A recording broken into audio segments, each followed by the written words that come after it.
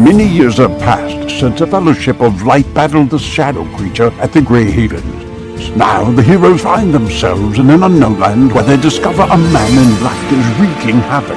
Undeath follows him wherever he goes, and long-forgotten legends rise again, having been possessed by his evil.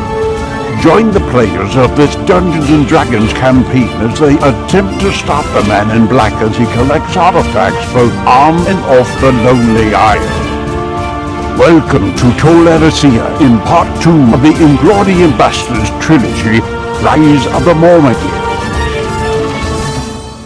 So I'm going to do my little showman thing now, okay? So just bear with me and don't judge me. All right, welcome everybody to episode 79 of the Inglorion Bastards campaign. With me tonight, I'm very honored to have another Tolkien expert, another local Boston Tolkien expert for that matter. So with me tonight, I have Michael Drout, who is the chair of the Department of English at Wheaton College, among other things. He is also the author of at least 13 courses in the Modern Scholars series. He's the editor of many books and also a lecturer at Signum University. So welcome to the podcast. Thanks for having me. Yeah, it's my pleasure, my pleasure. So I'd like to start off tonight right away, just getting into the meat of it. And you and I had talked sort of electronically about this, but you know, if you do your research and you're really a Tolkien enthusiast, in doing the research, you find that a lot of Tolkien scholars have this. It's like their entry point to Tolkien for their students or for the people that follow them are to explain how to read Tolkien. So I was wondering if you could maybe talk a little bit about why does everyone seem to need to clarify like how you read Tolkien? How to read one of the most popular books in the entire 20th century? Yeah.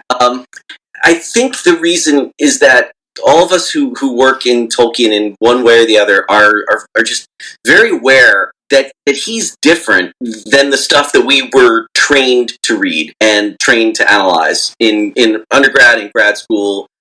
That there's something different about it, and that if you try to read it as a realistic novel or something like Moby Dick or Shakespeare or anything like that, you read it wrong. Like you're looking for the wrong things. It's like arguing about silly things that would be plot holes, or well, how come when Frodo has the ring on, he's not blind, since the light would be passing right through his retina, and kind of like Sheldon Big Bang Theory type questions. Yeah. So there's that part of it, but and on the other side, it's like the literary scholarship piece. We who love Tolkien, we get it. Like you get it intuitively.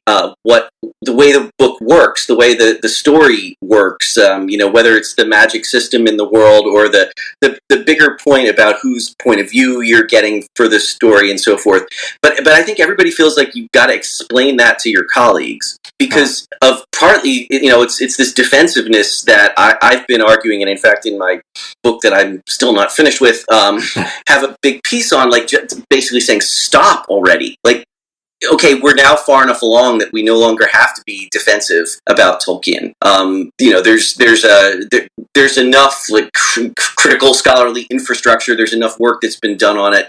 I think it's become clear now that this is, in fact, one of the most culturally influential books of the 20th century. And so, like, stop apologizing and just get going.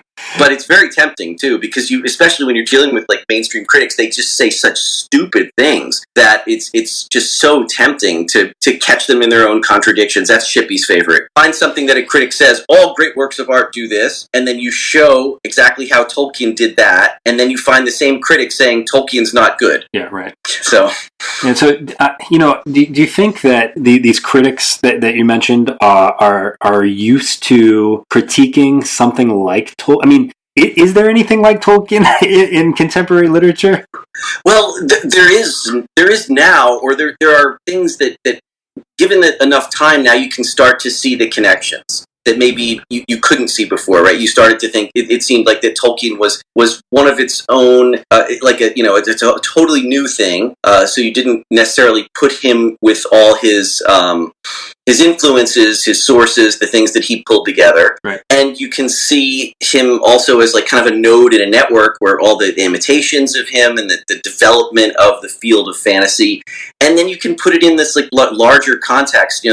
There's those, for example, the primarily Latin American writers who wrote in the field of like magical realism, it was called. And there's some like Borges and Gabriel García Márquez, and in England, Angela Carter. Like there's other, and they weren't very. There's a lot of things about those that are really different from Tolkien. Mm-hmm. But kind of in the fullness of time, you can see that there was sort of something going on in the 20th century about fantasy, about magic, about re-envisioning and redeveloping these deep cultural traditions.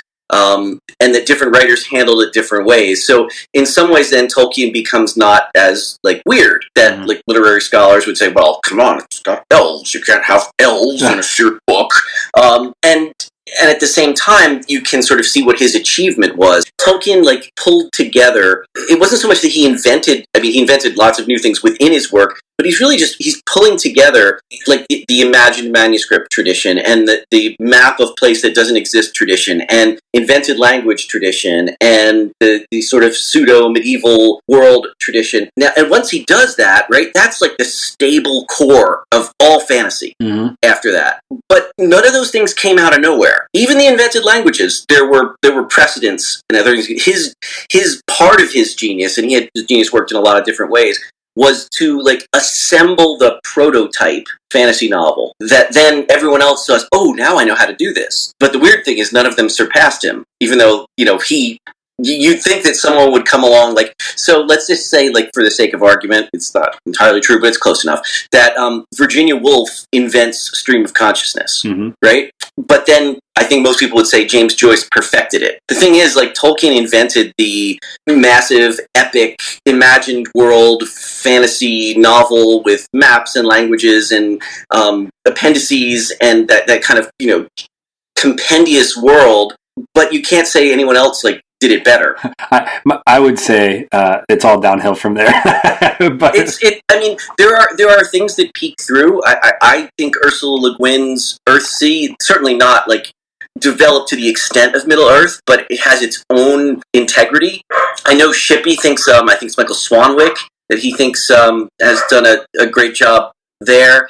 And I think that there's some more of the recent fantasy, because with the invention of urban fantasy, it let people get out from under Tolkien's shadow enough to stop either imitating or eating and reacting against the Lord of the Rings and just write their own stuff. Like that's why I would say Laini Taylor's Daughter of Smoke and Bone trilogy is one of the best pieces of fantasy I've read in 15 years.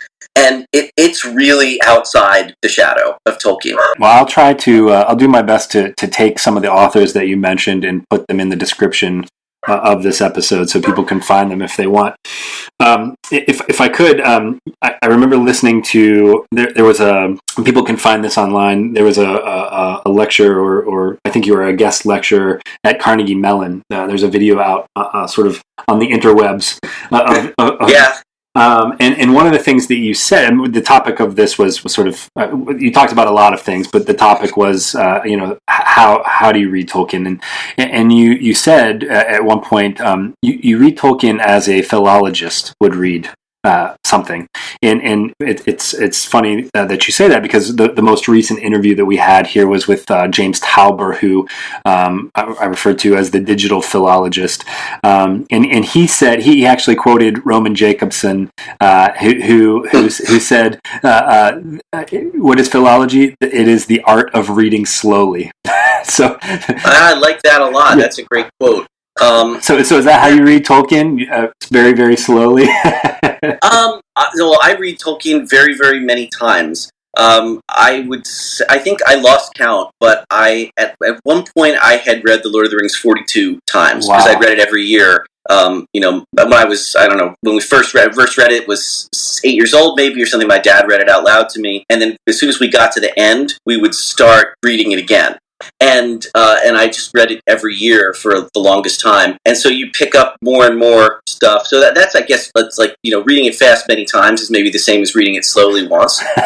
Well, it's funny. I'm reading The Hobbit to my daughter now, who's 8 years old, and just the amount of things that I'm picking up, reading it out loud, and talking with her about it is pretty amazing. But let me ask you about this. So I found a paper online, a document that you had written with probably some of your students. It was called Tolkien's Creation of the Impression of Depth. You had several categories that you talked about, and the first thing that you talked about that created this impression of depth in his lore and his mythology was the sheer size and the intricate detail of the world that he created. Is that something that you could talk a little bit about? Yeah. So, and this is actually one of my critiques of the Peter Jackson films, as beautiful as they are, is that Middle Earth's too small in them. Yeah. That the elves decide to go to Helm's Deep. Bang, they're there, like later that night. Yeah. Whereas Tolkien really does the hard work, and if you've ever done, a big Dungeons and Dragons campaign or tried to write a fantasy novel, like just dealing with the size of things without making it boring, right. Because really a lot of it would then be, and then they walk for 4 weeks. Yep. And you have to do, it's not like that, right? Like, I mean, some of it's just Tolkien being really smart. Like, I'll put him in boats on the river. You can cover a lot of ground that way. Right. But it's both the size and at the same time the incredible detail. Whether it's the naming or so when you read Tolkien, when you read Lord of the Rings out loud, you realize like just how much of the book is devoted to just describing landscape. They make the world is rendered, down to the littlest thing, to the line of beans on poles outside Tom Bombadil's house. And I think that what that, without being too, using this in a shallow way, but the fractal dimension of the work that you can zoom in as much as you want, and there's everything there. You can zoom back out to the biggest, view, and everywhere in between. And I think that helps give the impression that it's a real place. And do you think some of this has to do with, I remember reading in your article, like, is the way he wrote things, right, over the course of his whole life. And he had like, one of my favorite characters was Turin. And I think I read in your article that there were like something like 12 different versions of the Turin-Turinbar story. Does that contribute to the size of the world in some way? I think so, because I think that's how he started to fill in all the corners, and it's also, it creates.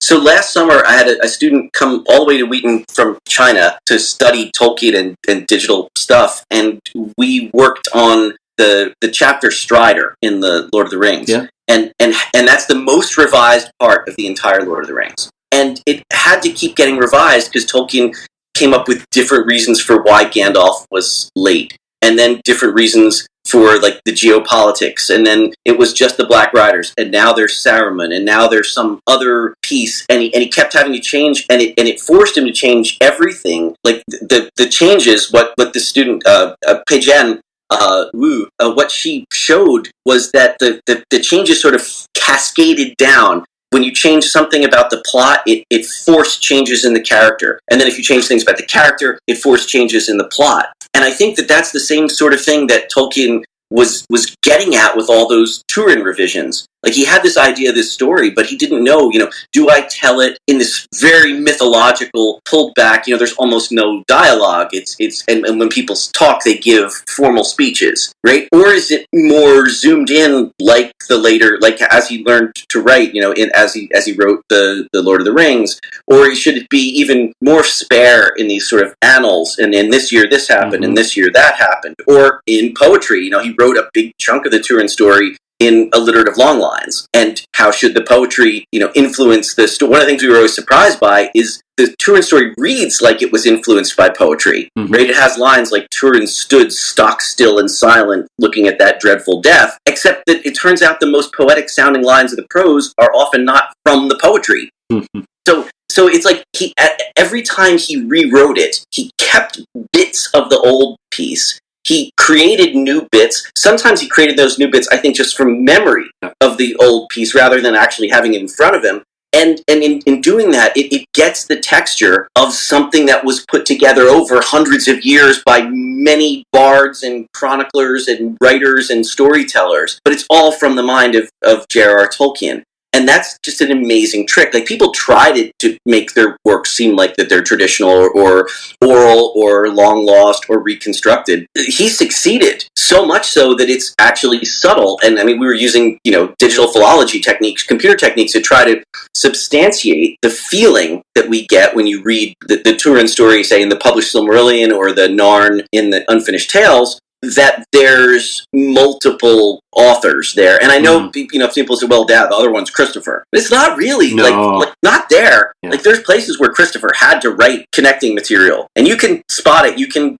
Our Lexomics research can sort of see places where Christopher, by the way, absolutely flat out says, then there wasn't any material here. Douglas Caine has put that all together in his book on constructing Arda. But it's not that. They're all J.R.R. They're just J.R.R. over the course of 50 years. Right. And writing deliberately in different styles. I mean, Shippey's always says, like, what on earth made him sit down and after he's written a lot of the Silmarillion story in the story form, I think I'll need to write the Grey Annals. Now, I mean, and tells the whole story in a more boring form, like more like an outline than the actual story was. And I don't think that it was so much a plan to get that. Like, I'm not saying like Tolkien, I figured out that I need to rewrite my own work this way.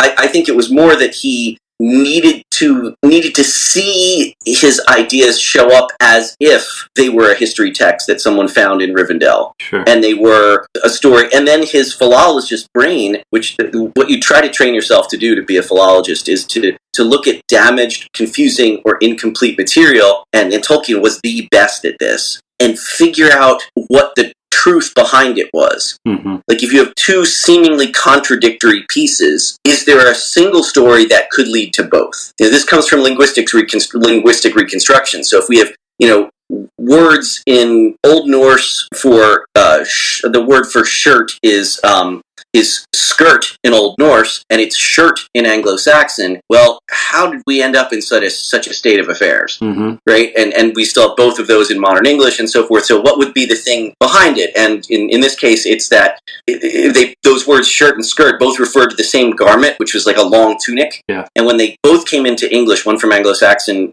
and one from Old Norse, just one got used for the top half of that piece of clothing, and the other for the bottom half. And Tolkien wants to do this with a lot of things. So, like, Bjorn comes out of a crux in medieval literature. It's that Bjorn means bear, and it means warrior. So the question is, which comes first? Do we call a warrior a bear because he kind of looks like a bear and he's tall, strong and tall and everything, or do we call a bear like a warrior of the forest or something like that? And people will argue back and forth, and Tolkien's answer was, yeah, both.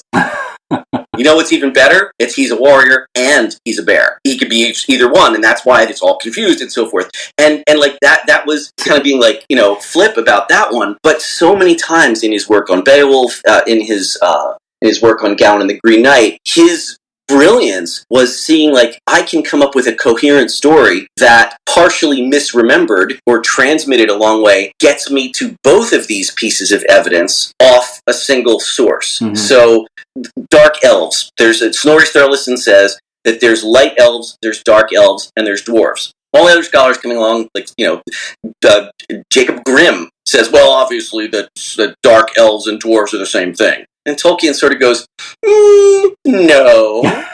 See, I had this idea that maybe, first of all, the light elves, dark elves thing are what elves call each other, but also, maybe there's this one elf who likes to only come out at night, and he hangs out with dwarves, and he dresses in black armor. There you go.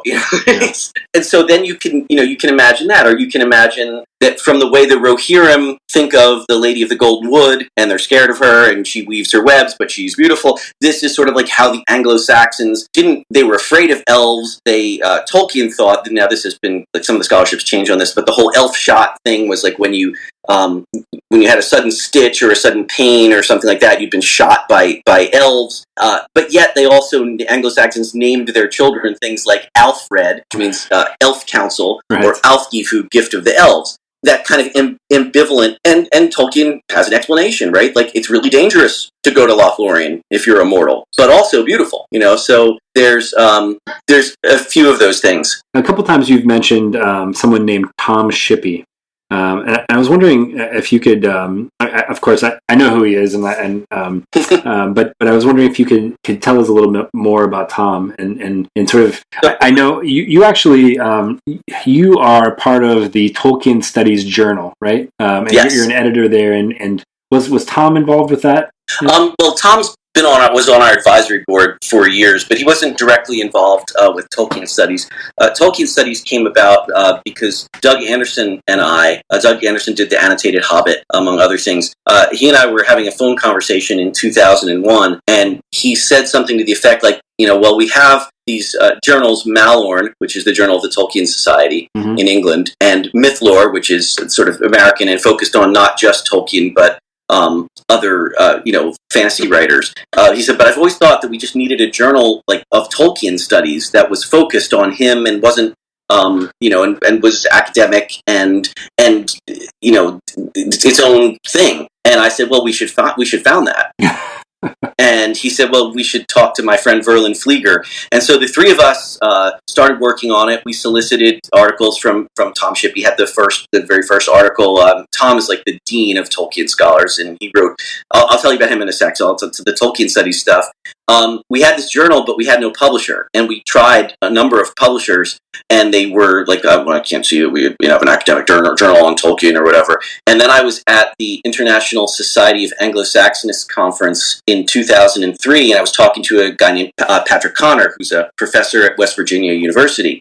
And he had just taken over the press there. And he said, one of the weird things I've discovered since I took over this press is that the only thing that's profitable are journals. We don't make any money on academic books. We break even, but the journals actually do okay. I'm like, well, are you going to publish more journals then? He goes, yeah, I would like to. I wouldn't know. I have to put one together. I'm like, would you like to publish one on J.R.R. Tolkien? He's like, ooh, I think that could probably be pretty successful. And this tells you what era this was. I pulled the CD out of my bag that I had done the journal on, that we were trying to self-publish it or whatever, and handed it to him and said, here's the first volume. And so that was great. That worked out really well. Wow. And then after a number of years, over 10 years, Doug moved on to other projects, and that's when David Bratman came on as the third editor. We've set it up as to have the three-headed monster, because that way there's always a way for two to outvote one, but not so four you can have ties. So sure, yep. So that Tom Shippey, who you'd asked about, Tom is the dean of all Tolkien scholars. His book, The Road to Middle Earth, was it's the book that I wished I'd written, and I was planning on writing. So I really should hate Tom Shippey. When I was in grad school and I was starting to learn Old English, and I was realizing that I was seeing all this in Tolkien. And now, of course, people have been seeing this in Tolkien since the year I was born, really, but or longer. But you have this sense oh my gosh, I'm the first person to realize that West U Hal means be you well in Anglo-Saxon. Oh, I've got to write a book that explains all this stuff. And then I read The Road to Middle Earth, and I'm like, you bastard, you wrote the book that I want to write. And then I was doing research for another, so my dissertation research, part of it was on the wisdom poems in Anglo-Saxon. And so I go and, I'm doing the bibliography search that you always have to do, and the pick thing pops up, Poems of Wisdom and Learning in Middle Earth by Tom Shippey. So then I'm co-writing an article with one of my students on Ursula Le Guin's Earthsea books, and we're looking for articles, and there's one, Tom Shippey and the Magical Wizards of Earthsea and how they perform magic, and I'm like, damn it! So I really wanted to dislike the guy. And then I met him for the first time, and I had a question. He gave a paper, and I asked him something, and we started chatting, and he's like, well, we have to finish this over beers. And chatting 3 hours later, and I realized Tom Shippey's the greatest guy ever. And then I worked well with him. He and I think the same way about a lot of things, but he's the guy who got it started as serious Tolkien scholarship of figuring out a way to read Tolkien. And he said, you need to understand him as a philologist because he's making jokes that are language based. Mm-hmm. All the names of the kings of Rohan are just words for king. So King Theoden is King, and King Eomer is King, and almost everybody there is just a word for king. And in fact, everything in Rohan is just its description in Anglo-Saxon. Edoras means the courts, Meduseld means mead hall, the Halifirian is the holy mountain, the Wold is the rolling ground, wet wang is the damp place. I mean, and he plays on that because the hobbits do that too, right? With the hill, the water, and so forth. So like part of reading, as a philologist, is reading, like Tom says, is like we philologists, we share a bunch, just the same way that like T.S. Eliot and Ezra Pound, right? They knew the classics and they knew Dante inside and out, so they're making little references to him and arguments about what it means and playing off words or problems in there. Well, Tolkien's doing the same thing, but he's doing it with the stuff that's at the center of our field. And that's how Tom reads like a philologist. And then I would say that the thing that other people are doing, who've taken it up, like James with the digital side, or me, or Corey, or Dimitra Fimi, is that there's a certain kind of way to read Tolkien, which I like that line from Roman Jakobson, like go really slowly. Like a lot of the Silmarillion in particular works like Norse sagas in that the tension is in the stuff that's not said. It's in the stuff it's in the fact that this person represents this family and this person represents this family, and they both know what the stakes are, but then the actual words they exchange are pretty trivial. And you don't get like a deep, the psychological insight isn't the author coming out and telling you, and Turin was conflicted because he felt that his Thingol hadn't really done his, but he was also grateful to Thingol, but he never felt that he fit in very well as no, it's instead like his hands tightened on his sword hilt, or there's the way that the storyteller or Tolkien, the way he structures it, right, that there's a scene of 3 times it's mentioned something about when the obnoxious elf says, "Oh, do the women in Hithlum go running around clad only in their hair?"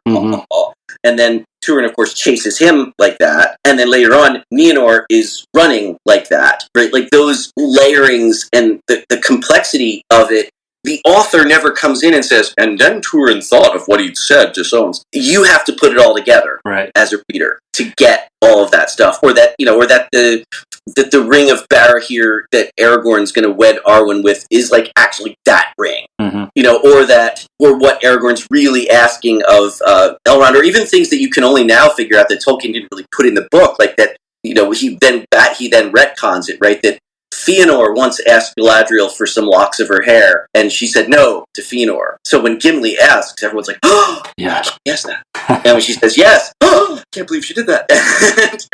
And the point is that that's there for you. Can only get that as a reader. The author's not handing that to you like they would in a 20th century novel.